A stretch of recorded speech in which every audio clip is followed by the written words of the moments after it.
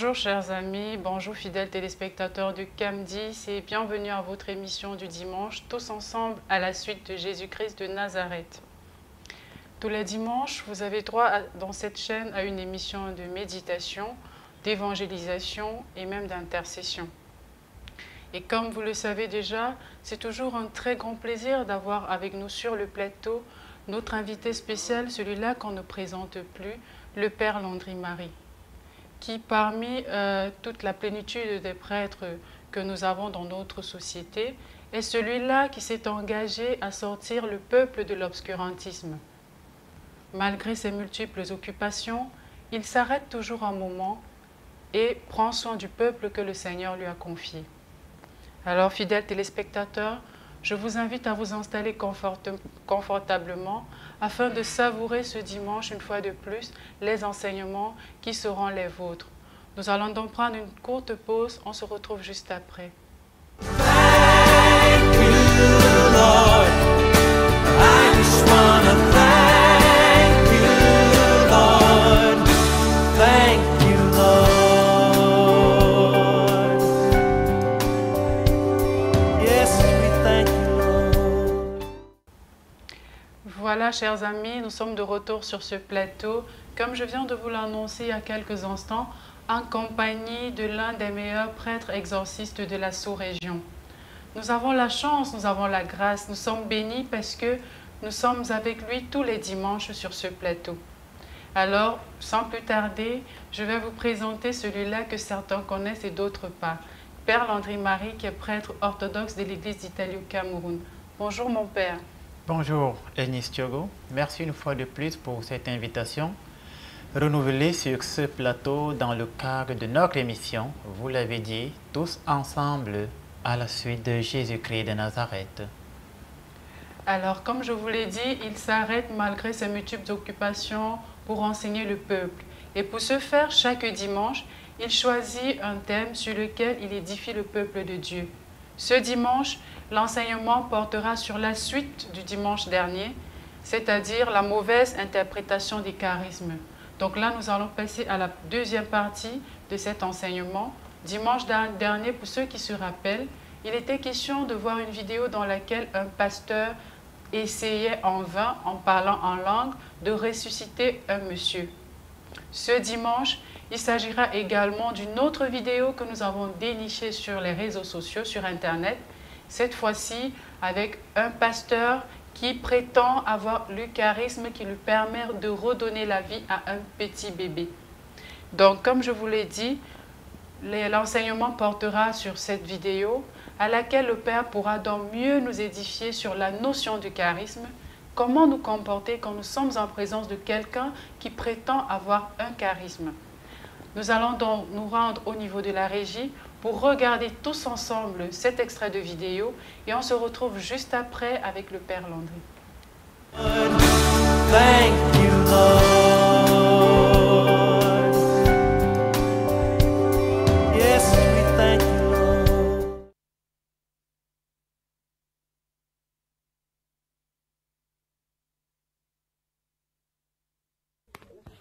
C'est le Fils qui t'oblige à reprendre ta vie. Reprends ta vie. Reprends ta vie. Reprends ta vie. Viens dans ce monde avec nous, au milieu de nous. Allez, viens. Allez, viens. Allez, viens. Viens. Viens.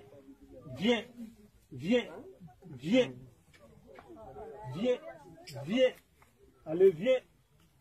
Remets-toi à la vie. Je t'ordonne. Je t'ordonne. Je t'ordonne. Sylvie, retourne dans ce monde. Retourne. Retourne. Retourne. Fils, t'oblige de retourner. Montre-toi. Montre-toi, Seigneur. Manifeste-toi. Et la vie au milieu de ce peuple. Jeune fille, debout. Debout. Debout. Debout. Fils, t'ordonne. Debout. Debout. Debout. Fils. Fils, ne te laisseras jamais pour rentrer dans cette tombe. Je t'ordonne. Je t'ordonne. Je t'ordonne de revenir dans ce monde, ensemble avec le Fils. Père, soit tu vis, soit tu ne vis pas. Soit tu es là, soit tu n'es pas là. Voilà que le Fils, il a déployé ses cieux, il a tendu sa terre. Sois calme là. C'est pour guérir cet enfant. C'est pour l'éloigner de cette force de la mort. Toi, esprit de mort, retire-toi de moi. Retire-toi de moi. Retire-toi de moi. Retire-toi de moi. Éloigne-toi du Fils. Éloigne-toi du Fils. Retire-toi. Retire-toi. Victoire, victoire, victoire. Victoire, victoire, victoire. Victoire, victoire, victoire.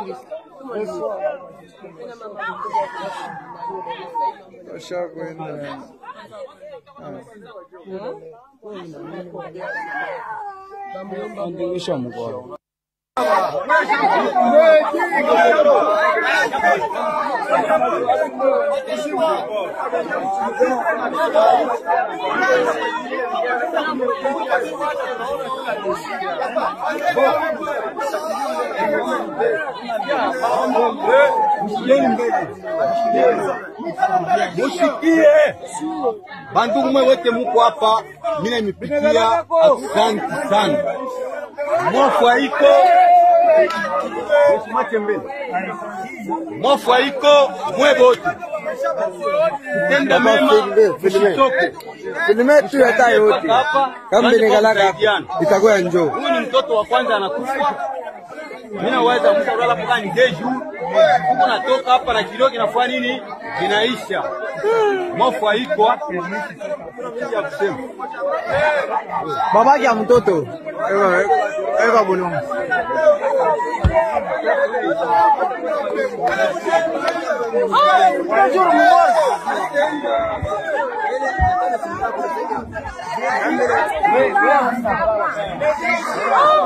Papa, hauna nafasi.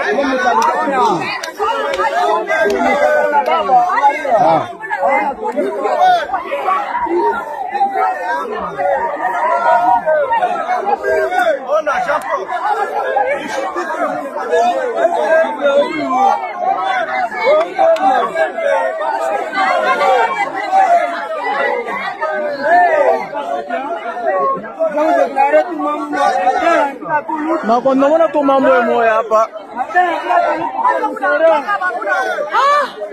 Hata moye mtu ashakufa 2 jours mumore.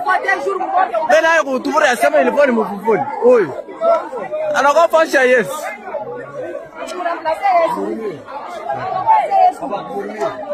Hakuna kumrumbia. Mtoto kumbeba Bia kweli. Bia kweli. Lazima tumrumie Kuraisha.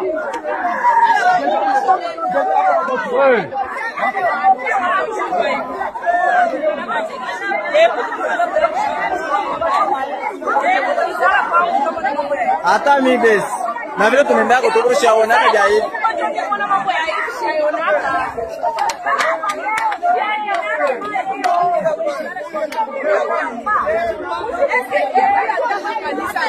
Kutukausha mbele.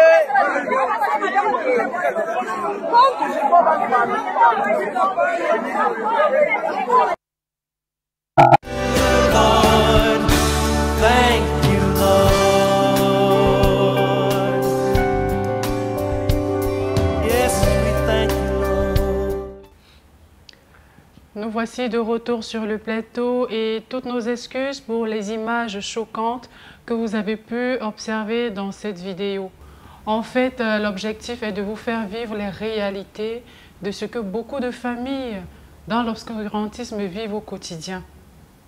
Alors, comme vous avez pu remarquer, effectivement, il s'agit d'un pasteur voilà, qui arrive à l'enterrement d'un bébé. On est sur le point de l'enterrer, le corps est dans le cercueil et il s'engage à dire qu'il va ramener cet enfant à la vie. Et beaucoup ont été choqués par la qualité des images, mais c'est une réalité, c'est notre quotidien. Et justement, le Père Landry s'est donc donné pour objectif de nous sortir de l'obscurantisme afin que nous puissions mieux vivre notre chrétienté. Donc voilà mon Père, après avoir regardé cette vidéo, une fois de plus, il y a des questions qui nous suscitent à l'esprit. Par exemple, parmi lesquelles, quand on parle de mauvaise interprétation du charisme, quels en sont les dangers imminents en fait?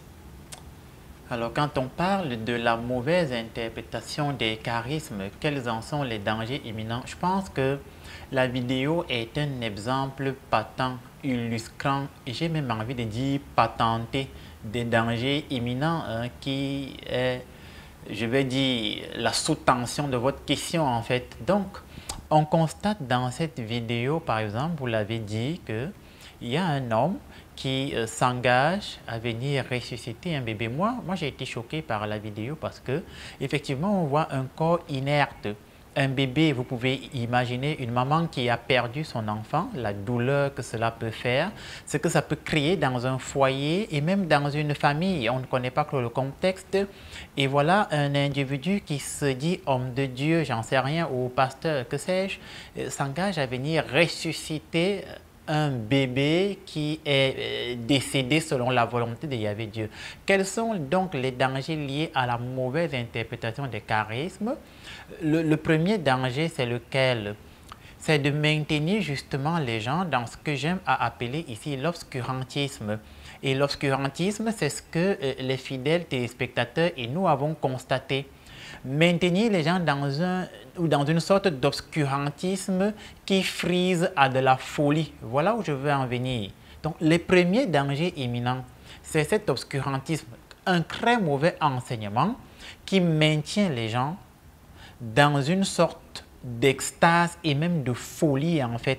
Parce que, soyons quand même un peu réalistes, toutes les personnes qui sont là, qui ont permis que ce monsieur vienne là à cet enterrement et qui ont laissé qu'il commence à prier sur le corps d'un bébé et qu'il décide au nom de la foi, parce que c'est de ça qu'il s'agit, et qu'il décide au nom de la foi de ressusciter un mort, c'est de la folie. Et donc voilà les dangers imminents. Et ce danger imminent est trop grave. Pourquoi? Il est trop grave parce que un bon chrétien est forcément raisonnable. Et si toi, tu amènes un enseignement dans le peuple qui frise à de la folie et qui fait en sorte que les gens deviennent déraisonnables, tu perds non seulement leur intelligence, tu perds le lien qu'ils ont avec Dieu, tu es en train de les couper de la source même de leur création, c'est-à-dire Dieu. C'est ce que la Bible va appeler la perdition de l'âme. Il est donc question pour moi justement de mettre, je vais dire, en alerte nos téléspectateurs chrétiens de par le monde entier qui nous suivent. Si quelqu'un dit qu'il peut venir ressusciter un mort dans votre famille, éloignez-vous de lui, c'est un menteur. Si quelqu'un vient et dit que lui va ressusciter un mort-né dans votre famille, c'est un menteur. Et dans Jean 8, 44, Jésus dit, éloignez-vous de moi, car votre père à vous, c'est le démon, le diable, Satan, le père du mensonge. Voilà ce que je pouvais apporter comme éclaircie d'entrée de jeu au sujet de cette question. Alors mon Père, nous avons tous regardé la vidéo. Et en tant que chrétien, qu'est-ce que cette vidéo peut nous donner comme enseignement? Alors, qu'est-ce que cette vidéo peut nous donner comme enseignement? Je vais dire que la deuxième question est liée à la première. Cette vidéo nous enseigne une chose. Je vais parler en latin, fides et ratio, foi et raison. Cette vidéo nous montre d'une façon claire que quelqu'un qui a la foi n'est pas forcément déraisonnable. Voilà l'enseignement le plus fort que tout le monde qui a regardé cette vidéo doit retenir. Et je pense que c'est le feu pape Jean-Paul II qui avait écrit cette œuvre, Fides et Ratio. Et qu'est-ce qu'il dit? Laissez-moi paraphraser une de ses idéologies dans cette œuvre. Le pape Jean-Paul II, ou le feu pape Jean-Paul II, disait ceci. la foi et la raison sont comme les ailes d'un oiseau. Et il comparait la foi et la raison aux ailes d'un oiseau pour montrer que l'oiseau ne peut pas s'envoler avec une seule aile. Il a besoin de ces deux ailes. Et il expliquait justement que la foi va de pair avec la raison. Et ce n'est justement que l'association, la fusion des deux, foi et raison, qui apporte donc l'équilibre nécessaire dans la vie chrétienne du croyant, dans la vie chrétienne du prêtre, dans la vie chrétienne, je vais dire comme ça, de tous ceux qui sont convertis au christianisme. Donc cette vidéo est en train de nous enseigner qu'un bon chrétien n'est pas déraisonnable. Un autre enseignement de cette vidéo, c'est lequel? C'est que cette vidéo nous montre à quel point les gens sont prêts à tout pour croire à n'importe quoi. Les gens sont accrochés au sensationnel, à l'extraordinaire. Et c'est parce que les gens recherchent l'extraordinaire, le sensationnel. Et la Bible va le dire. Les Juifs recherchaient des signes. Et c'est parce que les Juifs recherchaient des signes qu'ils ont rejeté l'enseignement de Jésus-Christ de Nazareth. Et les Grecs, va dire l'apôtre Paul, et ils recherchaient la sagesse. Et Paul s'écrit, mais nous les chrétiens, nous professons la mort et la résurrection de Jésus. 1 Corinthiens 15, 17, et si le Christ n'est pas ressuscité, vaine est notre foi. Donc, cette vidéo nous met en garde contre toutes les personnes qui sont justement rattachées aux signes, au sensationnel, à l'extraordinaire. Et toutes ces personnes, justement, se laissent prendre dans un enseignement où on veut les impacter à travers le style de geste que nous venons tous de découvrir sur cette vidéo. Voilà. Justement, mon père, parlant de signes, il y a également d'autres personnes qui prétendent avoir le charisme d'interpréter les rêves. Oui. Voilà. Maintenant, en tant que chrétien, en avons-nous besoin et qu'est-ce que dit la Bible sur l'interprétation des rêves? Alors, quand il s'agit de l'interprétation des rêves, vous l'avez dit, c'est un autre charisme. Parce que je rappelle que tout le monde rêve, entre guillemets. Hein, voilà. Maintenant, rêver, ce n'est pas un charisme, justement. Tu as des gens qui écrivent sur mon standard parce qu'ils voient le numéro au bas de l'écran et qui viennent, qui disent, mon père, interprète-nous les rêves. Je n'interprète pas les rêves, pas parce que je ne peux pas interpréter les rêves, mais parce que je ne veux pas. Et je vais expliquer par rapport à votre question, justement. Alors, faire un rêve n'est pas un charisme. Maintenant, celui qui a le don d'interpréter les rêves, évidemment, il entre dans un style de charisme. Et est-ce que nous avons besoin qu'on nous interprète nécessairement les rêves? Je réponds sans équivoque non. Pour mener une vraie vie chrétienne, je n'ai pas besoin forcément qu'on m'interprète les rêves. Pourquoi? Parce que si je commence à vouloir uniquement qu'on m'interprète les rêves, ma vie chrétienne va devenir relative à celui qui m'interprète les rêves. Je prends un exemple. C'est un peu comme les gens qui s'en vont consulter les voyants. Et celui qui s'en va consulter le voyant ou le devin, c'est-à-dire cet individu qui vous prédit ou qui lit l'avenir, entre guillemets, sans faire exprès, vous devenez un peu dépendant de... Vous n'êtes plus trop différent, je vais dire comme ça, d'un groguet. Le groguet a besoin de s'injecter pour sentir qu'il est fort. Celui qui consulte les voyants et les devins finit par croire que il ne peut rien entreprendre si le voyant ne lui a pas dit à l'avance ce qui va advenir. Donc, il devient dépendant. Et votre vie va devenir dépendante à un homme et plus à la personne de Jésus-Christ de Nazareth. Jérémie 17,5, il est écrit, « Maudit soit l'homme qui met sa confiance dans un mortel qui le détourne de l'Éternel. » Et lorsque ta vie chrétienne devient relative à un voyant ou à un devin, ta vie chrétienne n'est plus relative à la personne de Jésus-Christ de Nazareth. 1 Corinthiens 15, 17, si le Christ n'est pas ressuscité, vaine est notre foi. Donc dans la vie chrétienne, je n'ai pas besoin qu'on m'interprète les rêves pour être un vrai et un bon chrétien.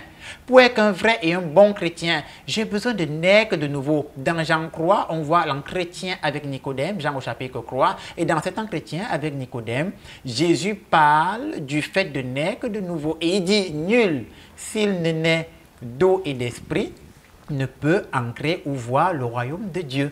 Donc, je n'ai pas nécessairement besoin qu'on m'interprète les rêves pour mener une vraie vie chrétienne. Maintenant, que dit la Bible? Dans le livre des Siracides, la Bible dit que il ne faut pas trop s'attarder sur les rêves parce que beaucoup se sont égarés à force d'y croire.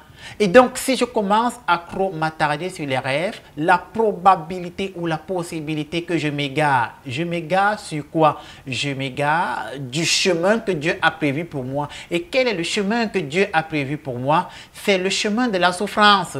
Et le chemin de la souffrance, tout le monde va l'expérimenter. Tout le monde va expérimenter la souffrance de Jésus-Christ de Nazareth. Mais lorsque je mélange ma souffrance à celle de Jésus-Christ de Nazareth, ma souffrance devient belle. Et lorsque ma souffrance devient belle, Jésus vient lui-même se charger de ma souffrance et il dit, viens et suis-moi. Et je suis Jésus partout où il va. Apocalypse 14, car il est écrit, il faut suivre l'agneau partout où il va. Et qui est l'agneau? C'est Jésus-Christ de Nazareth.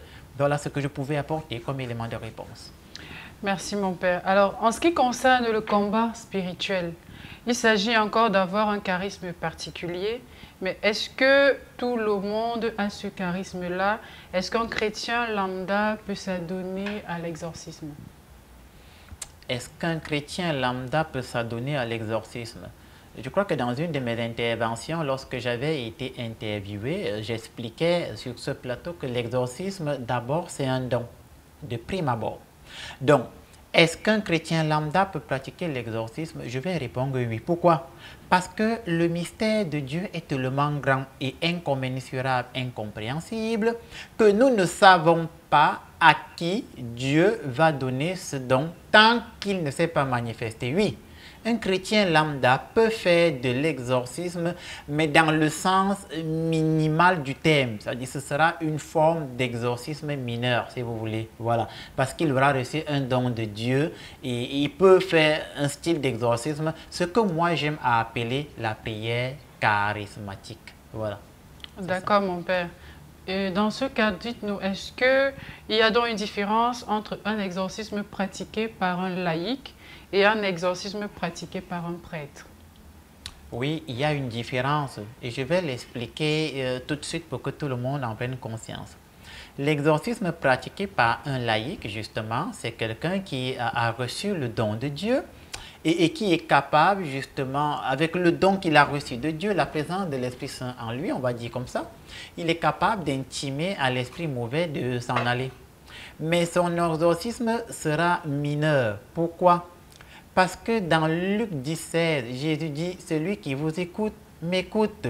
Or, lorsque Jésus dit, celui qui vous écoute, m'écoute, il s'adresse à qui? Il s'adresse aux apôtres. Et qui sont les apôtres? Les apôtres sont ceux qui ont été envoyés par Jésus-Christ de Nazareth, parce que le mot apôtre du grec apostolos signifie envoyé. Et donc, qui sont donc les apôtres aujourd'hui? Évidemment, c'est les prêtres. Pourquoi? Parce que les prêtres, je rappelle, ont ce qu'on appelle la succession apostolique.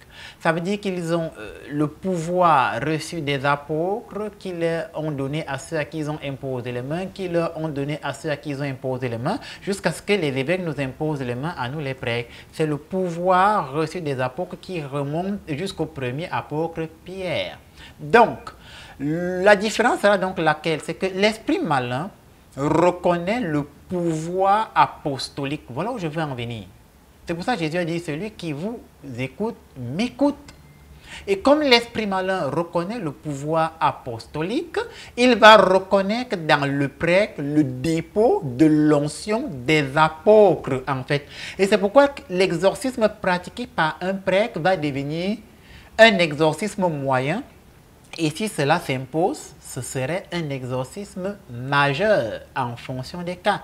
Par contre, le laïc ne peut pas faire un exorcisme majeur. Il ne peut pas. Ça, c'est de 1. De 2, dans le livre des Actes des Apôtres, on va voir les fils de Képhas. Et qui sont les fils de Képhas? C'est les fils du grand prêtre juif. Et je rappelle que les fils de Képhas, qui étaient eux aussi, je vais dire, des apprentis exorcistes juifs, vont un jour faire un exorcisme. Et l'esprit malin ne va pas, je vais dire, s'exécuter à leurs injonctions. Et que vont faire les fils de Képhas? Ils vont dire à l'esprit malin, au nom de ce Jésus que Paul annonce. Ça, c'est très important. Ça veut dire que les fils de Képhas, ils n'ont pas le dépôt du pouvoir apostolique que l'apôtre Paul, lui, il a. C'est pour ça que j'ai parlé de succession apostolique. Et ils vont dire au nom de ce Jésus que Paul annonce. Et l'esprit malin va se lever et va leur dire, moi je connais qui est Paul. Il reconnaît dans Paul l'onction apostolique que Jésus lui a donnée. Il dit, Jésus, je le connais, mais vous, je ne vous connais pas. Et les Actes des Apôtres dit, à l'instant, l'esprit malin va se lever et va les frapper presque à mort. Ça veut dire que lorsque je reçois le don en tant que laïc de pouvoir intimer l'orgue à l'esprit mauvais de s'en aller, il me faut avoir l'appui d'une autorité instituée et reconnue. Si je ne suis pas, je vais dire, couvert par une autorité instituée et reconnue, la possibilité que demain l'esprit malin ne reconnaisse pas en moi toute l'onction de Dieu est très élevée et demain l'esprit malin peut me frapper parce que je ne suis qu'un laïc. Alors qu'est-ce qu'il faut faire? Il faut avoir l'autorisation de ses supérieurs. Si je suis un laïc, je me fais former, par exemple, il y a des formations. Et lorsque je finis ma formation, je vais recevoir de la part, entre guillemets, je vais dire d'un évêque, n'est-ce pas, ou bien d'un supérieur de communauté accrédité et valide, je vais dire comme ça, soit un certificat, soit une onction par imposition des mains qui me permettra de jouir aussi de l'autorité instituée qu'est l'Église, justement. 1 Corinthiens 15 et 17, l'Église est colonne et appui de la vérité. Donc j'ai besoin de cette autorité ecclésiale de l'Église pour que l'esprit malin puisse reconnaître en moi le dépôt, je vais dire, apostolique. Sinon, demain, l'esprit malin peut me faire du mal. Voilà ce que je pouvais apporter comme élément de réponse à la question que vous m'avez posée. D'accord, mon père. Maintenant, je vais prendre un cas de figure que beaucoup, peut-être parmi nous, ont déjà eu à rencontrer dans leur quotidien. On peut être en présence d'un membre de la famille qui souffre d'atroces douleurs. Et parce qu'on a la foi, parce qu'on se dit, ma relation avec Dieu, je sais que si je demande quelque chose à Dieu, il va me l'accorder. Alors le chrétien s'engage par exemple à dire une prière sur son proche malade avec imposition des mains, avec l'invocation des archanges. Et si par exemple, après cette séance de prière, la personne se sent beaucoup mieux, moi en tant que chrétien, à quoi est-ce que je m'expose? Alors, on résume rapidement ce cas de figure. Vous avez dit qu'il y a un cas de maladie dans une famille peut-être grave et il y a un membre de la famille qui se propose de prier sur le malade et quand il finit de prier sur le malade, après, le malade se sent bien. Alors, à quoi est-ce que ce chrétien s'expose? Là, vous parlez des dangers justement de l'imposition des mains. Oui, voilà, parce qu'il est laïque, il n'a pas l'onction apostolique justement. Est-ce qu'il court en danger parce qu'il a imposé les mains et on va dire il a extirpé la douleur sur son proche. Cette douleur, elle est partie. Qu'est-ce qu'elle devient? Ah, voilà, justement. Et l'apôtre Paul, lorsqu'il s'adresse à son fils Timothée, une des choses qu'il lui dit, c'est ne te précipite pas à imposer les mains, justement. Paul, c'était un homme sage. C'est pourquoi il faut lire la Bible. Osez catéchisme, mon peuple périt faute de connaissance. Les gens meurent parce qu'ils ne connaissent pas grand-chose. Voilà. Alors, à quoi s'impose celui-là qui s'en va imposer les mains, vous l'avez dit, à un malade, alors qu'il n'est qu'un laïc lambda? Alors, il s'expose à gérer un retour auquel il n'est pas préparé. Le prêtre qui a la succession apostolique, le dépôt apostolique, fait une formation entre 7 et 8 ans. Nous autres, on a fait 10 ans au moins. Il est formé physiquement, intellectuellement, moralement et spirituellement au ministère sacerdotal dans lequel il va exercer. Dans mon cas, j'ai été formé d'une façon plus particulière à l'apostolat d'exorcisme parce que c'est le charisme de notre communauté, les frères missionnaires Saint-Jacques-de-Compostelle de l'Église orthodoxe d'Italie. Voilà. Maintenant, celui qui n'a pas reçu cette formation, il t'en va imposer les mains. À quoi s'expose-t-il? À gérer un retour auquel il n'est pas préparé. Et quel peut être ce retour? Il y a en métaphysique ce qu'on appelle le principe d'échange équivalent, par exemple. Et le principe d'échange équivalent signifie que lorsque je transmets quelque chose, parce que lorsque vous imposez les mains, vous transmettez de l'énergie positive. Et cette énergie positive, vous l'appelez l'onction de l'Esprit Saint, si vous voulez. Il n'y a pas de souci. Vous transmettez une énergie, mais simultanément, vous en absorbez. À partir du moment où il y a contact, il y a un échange. Et même en physique, ça se voit, on appelle ça le principe de l'action réciproque que Sir Isaac Newton va démontrer plus tard. C'est pourquoi le PREG fait de longues études, parce que vous étudiez même la logique des sciences. Voilà. Et quand tu imposes les mains, il y a donc cet échange entre une énergie que tu transmets et une que tu reçois.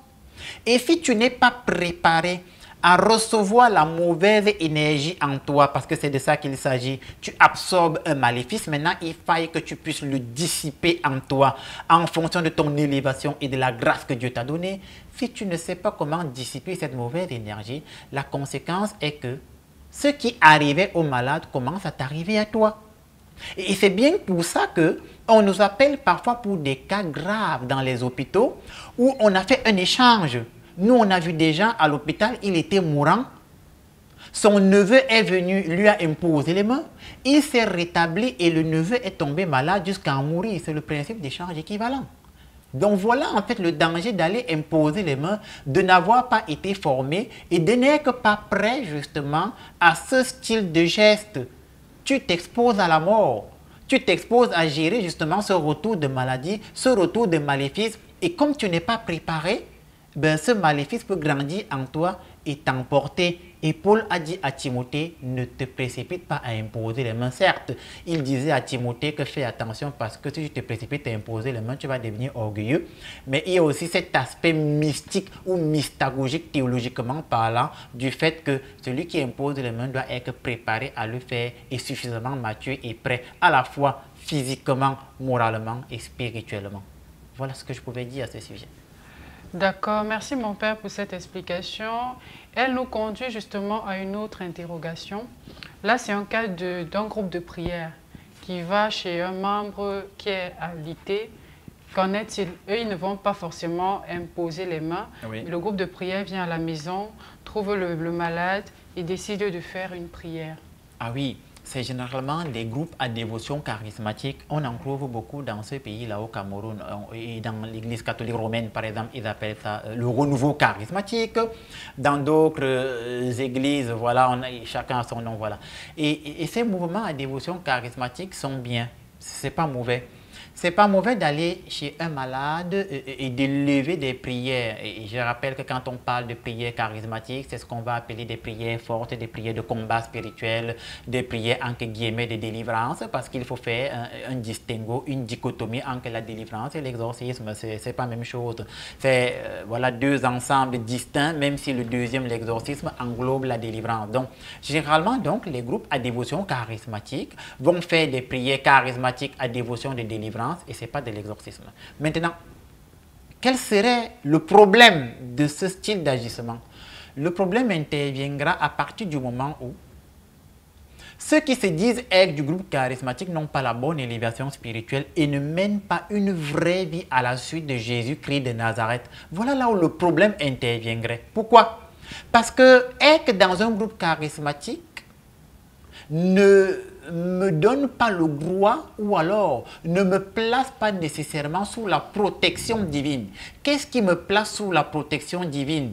C'est mon engagement à suivre Jésus-Christ de Nazareth et mon style de vie. Parce que mon style de vie me maintient en état de grâce ou mon style de vie me fait sortir de l'état de grâce et je passe dans un état de disgrâce. Donc, être dans un groupe à dévotion charismatique n'implique pas nécessairement l'état de grâce. Voilà où je veux en venir. Et si je ne suis pas en état de grâce, bien qu'étant dans un groupe charismatique où les gens vont parler en langue de toutes parts, et je rappelle que dans nos groupes charismatiques où les gens parlent en langue de toutes parts, dans la première lettre aux Corinthiens au chapitre 14, l'apôtre Paul parle et il dit que d'ailleurs, s'il faille qu'il y en ait qui parlent en langue, au cru, deux ou trois, et que le reste se taise, et en plus il faille qu'il y ait un interprète, parce que s'il n'y a pas d'interprète, ça ne sert à rien, va dire l'apôtre Paul, et il continue en disant, moi je préfère, c'est Paul qui parle, que dans un groupe de prière, vous ayez tous le don de prophétie, afin de vous édifier mutuellement, plutôt que de parler une langue que l'assistance et l'assemblée ne comprennent pas. Voilà, ça on en a parlé à la dernière émission, voilà. Et donc, ce groupe de prière qui va donc aller intercéder pour un malade. Si parmi eux, il y en a donc qui ne mènent pas un vrai style de vie chrétien, qu'est-ce qui va se passer? Pendant que le groupe de prière charismatique va essayer de faire ce qu'on va appeler une chaîne de prière. Ça veut dire qu'ils vont se connecter dans la prière afin que l'Esprit Saint leur donne la force, je vais dire comme ça, de prier et d'intercéder pour le malade. Si parmi eux, du groupe charismatique, il y en a qui ne mènent pas une vraie vie chrétienne, ils seront donc les maillons faibles dans cette chaîne de prière. Et comme ils seront les maillons faibles, qu'est-ce qui va se passer? Pendant qu'ils seront en prière pour éloigner le mauvais esprit, par exemple, qui est en train de détruire la santé d'un de leurs confrères, le mauvais esprit va passer par le maillon faible, il va frapper le maillon faible et par ricochet va s'attaquer aux autres. Voilà, c'est ça le problème. C'est pourquoi ceux qui s'en vont donc intercéder doivent se rassurer qu'eux-mêmes, ils mènent une vraie vie chrétienne. Parce que s'ils ne mènent pas une vraie vie chrétienne, ils s'exposent déjà et ils exposent les autres du groupe de prière. Et voilà pourquoi. Vous allez donc comprendre pourquoi beaucoup de personnes vont prier chez des gens. Et ils reviennent et ils vous disent, nous sommes allés prier quelque part, je suis revenu, je me suis senti mal, je suis tombé malade, ça n'allait pas. Soit c'était toi le problème, c'était toi le maillon faible, soit dans votre chaîne de prière, il y avait un ou deux ou trois maillons faibles qui ont fragilisé donc votre chaîne de prière et l'esprit malin a pu, je vais dire comme ça, vous atteindre au point où votre santé a failli être intentée. La question à se poser, Eunice Thiogo, est la suivante. Combien donc de membres de groupe de prière mènent une vraie vie chrétienne? S'ils sont 20 à aller prier, combien mènent une vraie vie chrétienne? Voilà toute la question. Voilà ce que je pouvais apporter comme élément à nos téléspectateurs. Merci mon père, merci une fois de plus pour ces enseignements qui justement contribuent à sortir beaucoup d'entre nous de l'obscurantisme, pas seulement au Cameroun, mais également dans tous les autres pays de la sous-région et même au niveau de l'Occident. Alors, on a l'habitude de vous dire sur ce plateau que le Père Landry Marie est l'un des meilleurs exorcistes de la sous-région. Justement, nous nous sommes rapprochés du Père Landry Marie cette semaine, une fois de plus, et nous avons pu assister, nous avons pu voir le Père Landry Marie à l'œuvre en tant qu'exorciste, parce que sur ce plateau, vous voyez l'évangélisateur. Vous voyez là celui-là qui nous enseigne pour nous sortir de l'obscurantisme. Mais dans sa communauté, dans sa fraternité, en tant qu'exorciste, qu'est-ce qu'il fait? Comment il travaille réellement? Nous nous sommes donc rapprochés de lui pour mieux toucher du doigt les réalités des activités du Père Landry Marie. Nous allons donc partager cette expérience avec vous en regardant ce reportage et on se retrouve juste après. Thank you, Lord. Yes, we thank you, Lord. Nous voici à nouveau à la rencontre du Père Landry Marie Etundi, prêtre de la Fraternité des missionnaires Saint-Jacques de Compostelle du Cameroun. L'homme est reconnu comme étant l'un des meilleurs exorcistes accrédités au Cameroun et dans la sous-région Afrique centrale. Samedi 18 novembre 2023. Malgré le mauvais état de la route et les intempéries, le Père Landry Marie se doit d'honorer son rendez-vous hebdomadaire. En effet, le samedi est une journée spéciale destinée à l'exorcisme. Paroisse Saint-Raphaël Archange d'Okoa dans la commune de Soa. Ici, l'attend une famille en quête de délivrance. Dame Aline, comme nous avons décidé de l'appeler, souffre de possession et d'attaques mystiques depuis une dizaine d'années déjà. Tous les efforts de guérison entrepris par Dame Aline ont été vains. Ayant eu vent des prouesses du Père Landry Marie, elle finira par se tourner vers lui. Sans hésitation et avec la grâce de l'Esprit Saint, l'homme de la situation va procéder à une séance de prière charismatique forte. Ceci dans l'objectif d'enfin libérer cette âme de l'emprise démoniaque. Je te couvre de la sainte étoile. Au nom de Jésus-Christ de Nazareth, je prends autorité sur ta vie Justine maintenant. Par le nom de Jésus-Christ de Nazareth, je prends autorité sur ta vie Justine maintenant. Par le nom de Jésus-Christ de Nazareth, je prends autorité sur ta vie Justine maintenant. Au nom de Jésus-Christ de Nazareth, je te couvre de la sainte étoile et je commence à brûler toute présence de mouvement dans ton corps. Le feu de Dieu agit. Le feu de Dieu agit. Et puis le feu agit. Je brûle tout ce qu'on a séché dans ce corps. Le feu de Dieu agit maintenant. Au nom de Jésus-Christ de Nazareth, le feu de Dieu agit dans ce corps maintenant. Toute personne qui s'est réincarnée en elle, je te brûle au nom de Jésus-Christ de Nazareth. Toute personne qui s'est réincarnée dans le corps de Justine, je te brûle au nom de Jésus. Je te brûle au nom de Jésus. Je te brûle au nom de Jésus-Christ. Je te brûle au nom de Jésus-Christ. Je te brûle au nom de Jésus-Christ. Qui que vous soyez dans ce corps, sortez. Au nom puissant de Jésus-Christ, sortez. Au nom de Jésus-Christ, qui que vous soyez maintenant dans la chair de Justine, sortez. Sors maintenant, qui que tu sois, toi qui es de sang avec elle. Cette prière forte permettra à Dame Aline de vivre dans la liberté dont devrait jouir tout enfant de Dieu. La prière, qui durera 1 heure d'horloge à peu près, va s'achever dans de bonnes conditions. Objectif escompté atteint. La malade nouvellement guérie va s'en retourner chez elle plus légère qu'à son arrivée. C'était là une journée avec le père Landry-Marie Etundi qui ne cesse de redonner du sourire à de nombreuses familles. Alors là, nous venons de prier sur une femme. Et en fait, cette femme-là, elle se prénomme Justine. Et elle est venue à notre rencontre parce que déjà depuis 2010-2011, elle est justement, comme vous l'avez vu sous les images, elle est sous l'emprise des forces ténébreuses et mystiques. Et depuis près de 10 ans, elle a rencontré pas mal de pasteurs, pas mal de prêtres, selon son témoignage, quand j'ai échangé avec elle sous la confidence. Et elle n'a pas pu trouver satisfaction. Bien qu'elle soit une femme qui s'efforce de prier, elle n'a pas pu. Alors elle a pris rendez-vous avec nous afin que nous puissions lui imposer les mains en tant que prêtre et en tant qu'exorciste. Et tout à l'heure, vous avez constaté qu'elle a commencé à se sentir mal. Elle a commencé à se sentir mal parce que nous étions en train d'intercéder et nous lui imposions les mains. Et forcément, ce qu'il y avait dans son corps et ce qu'il y a dans sa chair commence à être oppressé par l'onction du Saint-Esprit. Voilà pourquoi je voudrais éclaircir ici que le bon exorciste n'est pas forcément celui-là qui va se mettre à faire des rituels, je vais dire extraordinaires, à faire des rituels sensationnels. Le bon exorciste est celui-là, comme j'ai toujours dit, qui a reçu le don de Dieu. Et quand il impose les mains, il y a réaction. Vous avez vu tout à l'heure, nous avons imposé les mains et nous étions en train de lire des prières d'exorcisme dans le manuel avant de commencer à intercéder sous l'inspiration de l'Esprit Saint. Alors oui, ça fait des années que Justine est oppressée. Et depuis qu'elle a commencé à venir ici, que nous lui imposons les mains, elle manifeste. Là, elle a régurgité certaines choses qu'elle a eu à consommer. Et lorsqu'elle régurgitait ces choses que je n'ai pas toléré que nous filmions, parce que je veux que ça reste dans la confidence, elle a régurgité beaucoup de choses. Et ce sont ces choses qui étaient donc des maléfices dans son corps. Alors comme Justine, il y en a beaucoup d'autres au Cameroun qui vivent des situations pareilles. N'ayez pas peur de vous rapprocher des prêtres et de soumettre vos problèmes. Mais comme je l'ai toujours dit, il faut mener une vraie vie à la suite de Jésus-Christ de Nazareth. Je voudrais aussi rappeler que cette Justine, elle a eu à travailler avec certains hommes de Dieu qui se disent prêtres, qui lui ont pris pas moins d'1 demi-million de francs. Et ça n'a pas résolu le problème.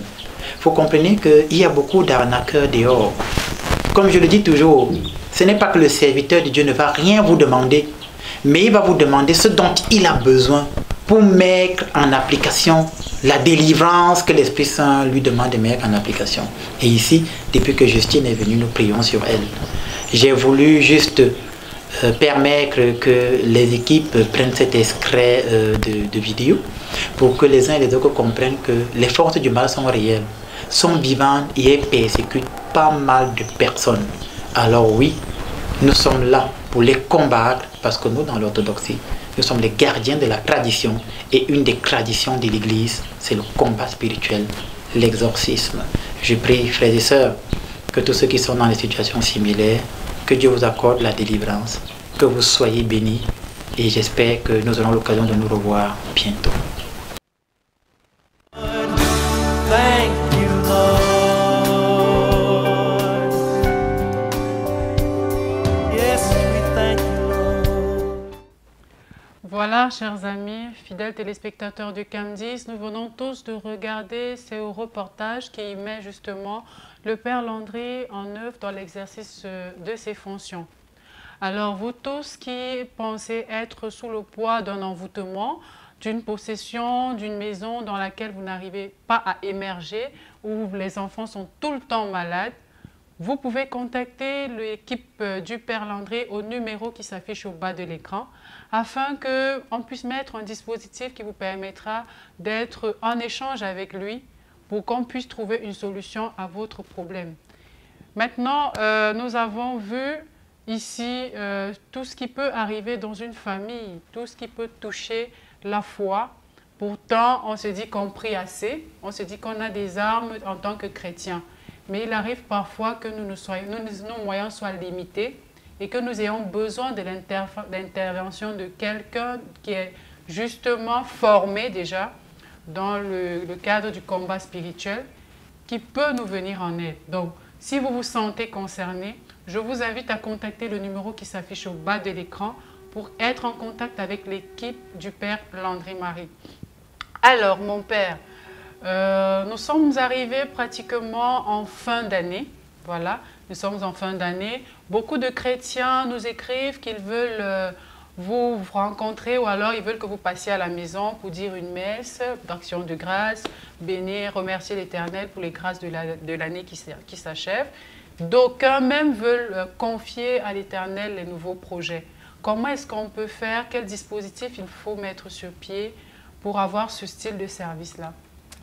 À mon sens, ce n'est pas compliqué, non. Il y a, vous l'avez dit, un numéro qui s'affiche au bas de l'écran. C'est ma ligne directe. Et quand je dis c'est ma ligne directe, c'est ma ligne directe. Vous écrirez et vous tomberez sur mon assistante. Elle va vous écouter, non? Elle va vous écouter. Et puis, on me passe le téléphone. Je lis tous les messages des gens qui écrivent. Ça, soyez-en sûrs. Toute personne qui écrit sur mon attel, je lis. Maintenant, qu'est-ce qu'on va faire? Si vous souhaitez, par exemple, que je vienne chez vous dire une messe, vous formulez clairement votre demande sur le numéro. On va prendre acte et on va me faire un compte rendu. La famille telle voudrait que vous alliez dire une messe. Maintenant, s'il y a un dispositif, des modalités, on vous transmettra ce qu'il faut pour que je vienne dire la messe. Mais ne pensez pas pour que je vienne dire une messe chez vous, je vais vous demander 500 000 francs. Non, non, non, non, c'est impossible. En fait, je n'ai jamais fait ça pour aller dire une messe chez quelqu'un. Je ne demande pas 500 000 francs. Non, non, non, non. Je viendrai dire la messe chez vous. On trouvera le moyen de se comprendre, surtout si nous voulons prier Dieu. Si vous voulez me rencontrer pour un échange de visu, par exemple, vous exprimez clairement votre demande. L'équipe va vous dire ce qu'il faut. Vous viendrez à ma rencontre. On va s'asseoir, on va discuter. Si maintenant vous estimez que vous vous grillez, entre guillemets, que ce soit le Père Landry qui vienne faire, je vais dire comme ça, une prière de clôture de l'année avec vous, vous exprimez clairement votre demande et on va vous dire ce dont on aura besoin pour venir faire une prière, je vais dire, d'intercession charismatique, n'est-ce pas, pour mettre votre famille entière sous la protection du précieux sang de Jésus, parce que je rappelle qu'en cette fin d'année, c'est le moment où les forces des ténèbres se relâchent, les sorciers se relâchent, ils essayent de faire un maximum de sacrifices, eux aussi, pour verser un maximum de sang. C'est pourquoi il y a beaucoup d'accidents et autres, afin qu'eux aussi puissent, je vais dire, avoir des faveurs de l'onction ténébreuse ou de leur maître et tout ça. Donc, voilà ce que vous pouvez faire, c'est pas très compliqué, vous le faites, on vous dira ce qu'il faut. Et vous serez en face de moi et je me ferai un plaisir de vous assister autant que faire se peut. Voilà. D'accord, merci mon Père. Nous sommes arrivés au terme de notre émission. Comme d'habitude, nous ne pouvons pas nous quitter sans la petite prière de fin. Voilà, donc mon Père, nous vous invitons à dire une prière pour nos fidèles téléspectateurs et même pour ceux qui nous regardent pour la première fois. Je profite aussi de l'occasion pour rapidement rappeler que vous pouvez retrouver les émissions du Père Landry sur sa chaîne YouTube en tapant sur la barre de recherche « Père Landry Marie ». Mon Père, nous vous écoutons pour la prière. Très bien, chers amis téléspectateurs, vous qui êtes chez vous, vous pouvez vous mettre à genoux, vous pouvez vous lever, vous pouvez vous coucher.